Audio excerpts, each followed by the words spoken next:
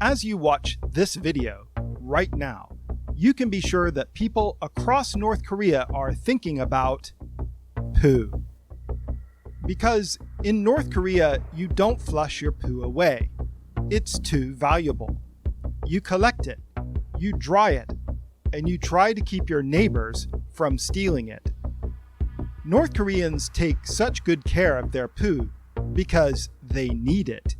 At least once, and increasingly twice a year, they have to hand over large amounts of human waste to the state to be used in fertilizer to grow crops.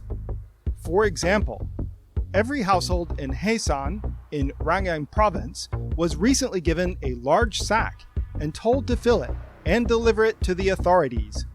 Fill it with 50 kilograms, that's over 110 pounds, of dried human waste. That's slightly more than the average family of 4 living in Europe or North America would normally produce in a year. And this is assuming you've got plenty of food to eat to produce that human waste in the first place. Rangyang province is poor though, even by North Korean standards, and its people suffer from chronic food insecurity. This means that for a household to have a chance at meeting their quota, they have to collect their own waste carefully and then steal some from their neighbors or buy some on the black market. If you can't meet your quota, you might have to endure a public criticism session where all of your neighbors, possibly neighbors who stole your family's poo to meet their quotas, tell you what a terrible person you are. Or, if you have the money, you can pay steep fines. And here's the thing. While North Koreans are repeatedly being asked to hand over implausible amounts of their own poo to the government, that same government is boasting in official media about record chemical fertilizer production. In other words, according to what the government says, it shouldn't need human waste-based fertilizer in the first place.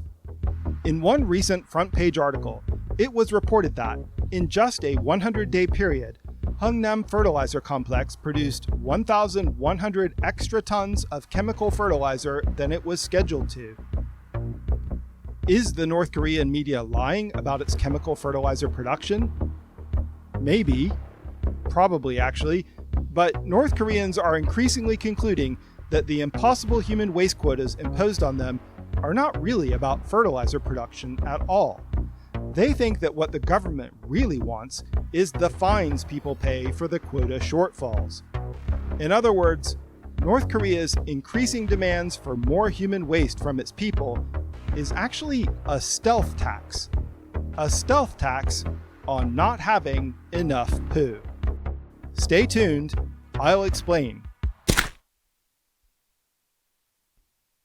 Hi everyone, I'm Fredo Rockwell, and in this video we're going to discuss something that sounds pretty gross, but actually tells us a lot about life in North Korea.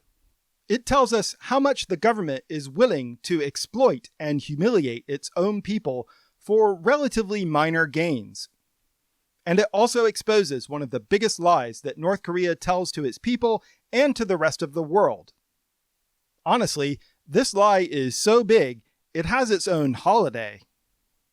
Regular viewers of my channel will know that I always try to use local media for my research. And for this topic, I've done that as much as possible. But most of my sources are local opposition news websites that focus on life in North Korea using anonymous sources and accounts by defectors. I've really tried using official media as well, but it's hard to find online, and when I find it, it's very hard to navigate. And then the articles are usually just full of boasts and hogwash, which makes it really difficult to incorporate into the research for this video, but I've done it where I can. Now then, it's not the use of human waste as fertilizer that is the really weird thing about this story. In many countries, including the UK where I live, there is a type of sustainable fertilizer called biosolids, which are essentially human waste extracted from sewage, which is then treated to remove water and harmful chemicals. But even though the vast majority of these biosolids are used as fertilizer, it's only enough for about 1 to 2% of the UK's agricultural land each year. In North Korea, chemical fertilizer is in short supply, whatever the official state media says. So agricultural workers make their own the old-fashioned way, and the most important ingredient for homemade fertilizer, along with ash and compost, is manure. And while animal manure is used when possible, there isn't nearly enough. This forces North Korea's people to engage in grueling, degrading, and often dishonest activity up to twice a year, starting in January with what's called the first battle of the new year, in which everyone works hard to avoid the poo tax. There are numerous accounts of this in the South Korean and opposition North Korean media, but the details of what each citizen has to contribute vary. Sometimes households just have to produce dried human waste. Sometimes they are asked to produce a mix of human feces and compost. It seems to depend on the location and that year's fertilizer target, but the most consistent version I've seen is giving every household 2 25-kilogram sacks to fill with dried human waste. Now, that's a lot. The average healthy person, I should clarify, produces 46.7 kilograms of fresh poo a year, but fresh poo is 75% water, so after it's dried, that's just 11.7 kilograms.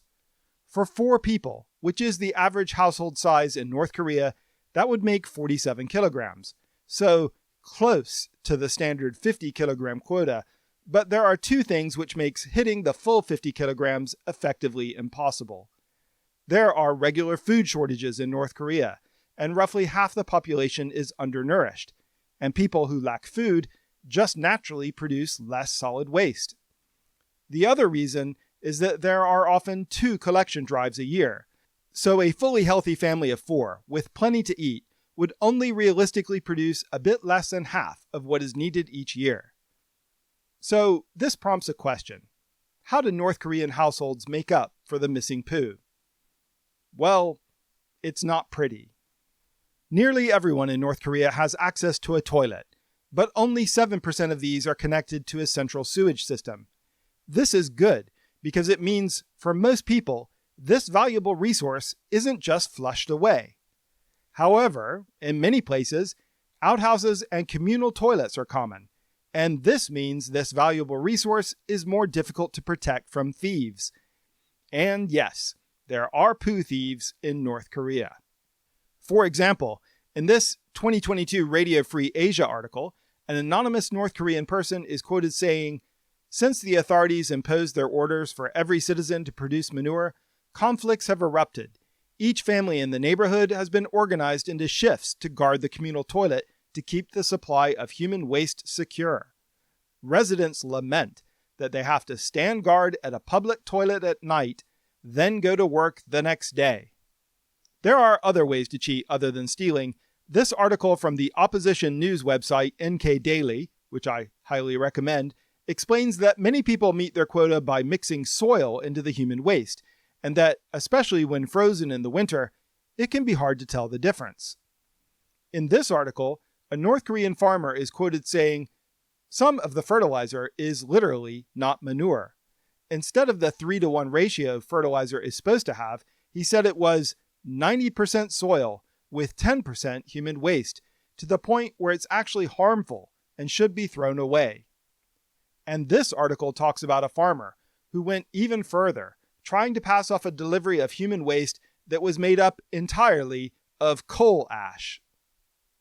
If you can't steal enough or fake enough to meet your quota, as a North Korean, you have 2 further options. One is you can buy human waste on the black market, or you can pay a fine.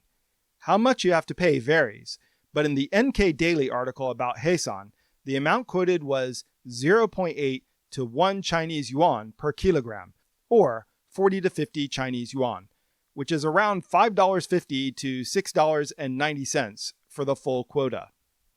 First of all, it's really interesting that these prices are being quoted in Chinese yuan, isn't it? But also, you probably heard those amounts and thought that's not very much money. But actually, from what I can tell, for the average North Korean, that's a huge fine to pay. At the moment, A typical worker starting a new job in the capital city, Pyongyang, may earn 30,000 won, or $33 per month. So paying out close to $7 of this is a huge bite. Of course, salaries in North Korea are a bit of a slippery concept, as traditionally, workers used to live mostly off ration food and other supplies. But these distributions have been tailing off for a while, and more people, typically the wife in a household, work informally, often running a market stall. This means that because the official salary the husband earns is so tiny, the wife is now frequently the main breadwinner in North Korean families. And this means that when neighborhood watch committees show up with two 25-kilogram sacks to fill up with human waste, the wife has to take time away from earning an income to try and meet the quota. It's hardly a surprise that for many households, it's just easier to cough up the $7. The people of Haesan I mentioned in the opening have noticed this, but they also noticed something else that appeared at about the same time they were each supplied with their sacks. On the front page of the 16th of June issue of Rodong Sinmun, one of the main government newspapers, was an article recapping several amazing economic successes, so it was claimed, from the first 100 days of 2026. And there they read, "Officials and workers at Namhung Youth Chemical Complex surpassed their heightened fertilizer production targets." And then, in the next paragraph, the Hungnam Fertilizer Complex also exceeded its production plan by over 1,000 tons. Now, if you're like me, when I read this, I just assume that's a lot of hot air. But for the people of Haesan, who had just been assigned an impossible human waste quota, well, it really made them angry. One person said, "It seems like even though if there's enough fertilizer, they don't want to let people rest."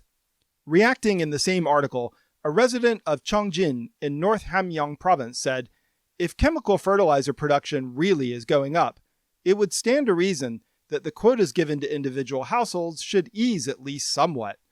Because the propaganda keeps coming, but the quotas do not go down, people suspect the state is just trying to collect money." And there we have it. The impossibly high targets, so high that people are forced to pay fines in order to meet them, are really just ways for the state to raise revenue. Or to put it another way, to collect taxes. And in this instance, the tax is on not having enough poo. You might be wondering, if the North Korean state really needs to raise revenue, why do it in such an underhanded manner that causes so many problems for so many people? Why not just raise taxes? Well now, this is the interesting part. In 1974, declaring them to be remnants of an antiquated society, the North Korean Supreme People's Assembly, which was, by the way, the topic of my third ever video, but anyway, the North Korean Supreme People's Assembly voted to abolish all direct taxation, including income tax. North Korea now claims to be the only country in the world that does not collect taxes, and ever since 1974, there has actually been a national holiday to mark this event every year on the 1st of April, Tax Abolition Day. But this facade is getting harder and harder to maintain. In the 1970s, North Korea had a command economy, which means that all economic output was under government control. People were paid money for their work, but not much, and it didn't matter because there wasn't much to buy that the state wasn't providing already. This system came crashing down after the fall of the Soviet Union, which had been providing heavily subsidized energy imports and cheap machinery that, together, were worth over 60% of North Korea's GDP. Since that crash, and the famine in the 1990s that followed it, the informal economy has become a lot more important to North Korean life. And with that, money has become more central, both to daily life and how the government operates. But giving up that fiction, that it is the only country in the world that doesn't collect taxes, is something that North Korea is unwilling to do. So it is forced to find ways to extract money from its citizens that are underhanded. And in this instance, downright nasty. I can imagine that for most people watching this video, the news that North Korea treats its citizens badly is not really surprising. We've all known this for a long time, but I still find it very interesting to learn how North Korea's oppressive society actually works. If you share that interest with me, I would highly recommend a series called North Korea 101, which is put out by a group called Liberty in North Korea. This is not a paid endorsement. This is just a video series that I really found valuable. It basically explains what life in North Korea is like, the media, daily life, what it's like for people who've escaped North Korea, what it is they notice in South Korea, those sorts of things. Highly recommended. There will be a link in the video description if you want to check it out. And there's one more source for learning about North Korea that I highly recommend. It's my favorite all-time television show. I'm not going to go into depth about it here. I'm going to save that for my free monthly newsletter, which you can sign up for at fredorockwell.substack.com. And I send it out once a month, and I cover topics in more depth from my videos. Sometimes I give updates on the lives of people who've appeared in my videos. And recently I've started doing interviews with some of the people who I've talked about in my videos. And I'm going to put those out as maybe a sort of podcast or extra material, which you can access on Substack. So make sure you sign up. And once again, it's free. There's no charge for that. So go on over to fredorockwell.substack.com and sign up. And that's it for now. I'll see you guys in the next video.